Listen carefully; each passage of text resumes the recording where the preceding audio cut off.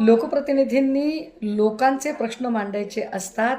खासदारांनी राज्याच्या, देशाच्या बेटरमेंटसाठी काही महत्त्वाचे धोरणात्मक आणि दूरदृष्टी ठेवून काही विकासाचे आराखडे आखावे आणि त्यावर त्यांनी अंमलबजावणीचं काम करावं, ही साधारण अपेक्षा असते.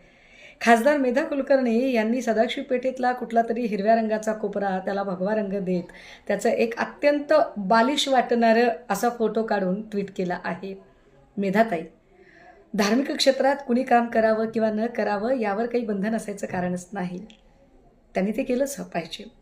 पण मला असं वाटतं की जर तुम्हाला धार्मिक कार्यामध्ये काम करण्याची इतकी रुची असेल, इतकी आवड असेल, तर तुम्ही निश्चितपणे स्वतःला त्या धार्मिक कार्यासाठी अगदी झोकून दिलं पाहिजे, वाहून घेतलं पाहिजे त्या कार्यासाठी.